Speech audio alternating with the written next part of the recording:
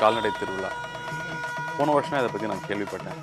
நம்ம மாடுகள் வந்து சாதாரண தீனிலே வாழ்ந்துக்குது, கொஞ்சம் தண்ணி இருந்தால் கூட போதும். ஆனால் நமக்கு கம்மியான பால் கொடுத்தாலும் அந்த மாட்டோடைய மெயின்டெனன்ஸ் அப்படிங்கிறது, பராமரிப்புங்கிறது செலவு கம்மி.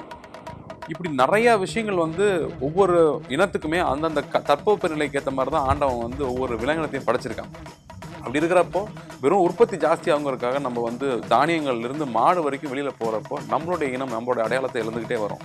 இந்த தருணத்தில் ஒரு கால்நடை திருவிழான்னு ஒரு விஷயத்தை அமைச்சு நம்மளுடைய காளைகளையும் நம்மளுடைய மற்ற உயிரினங்கள் எல்லாத்தையும் கொண்டு வந்து கொண்டாடுற, அதை வளர்க்குற, பராமரிக்கிற, அதை வீட்டில் ஒரு நபராக பார்த்துக்கிற விவசாயிகளை கொண்டாடுற ஒரு விஷயமா இந்த கால்நடை திருவிழா வந்து நடத்திக்கிட்டு இருக்காங்க. இது 3வது வருஷம்.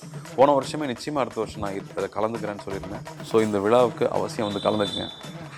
நம்மளுடைய இனம், நம்மளுடைய விலங்குகளை பராமரித்து நம்மளோட அடையாளத்தை பேணி காக்கிற ஒரு முக்கியமான ஒரு விஷயமா அது இருக்கும். அது எங்கள் ஊர் பக்கத்தில் நடக்குதுங்கிறது எனக்கு ரொம்ப சந்தோஷம். ஸோ நிச்சயம் உங்களை நான் மீட் பண்ணுறேன். கொங்கு நாட்டு கால்நடை திருவிழா வரும் வெள்ளி, சனி, ஞாயிறு தினங்களில் பொள்ளாச்சி அருகில் உள்ள சமத்தூரில் நடைபெறுகிறது. வாருங்கள், நமது பசுமை கலாச்சாரத்தை மீட்டெடுப்போம். சமத்தூரில் சந்திப்போம்.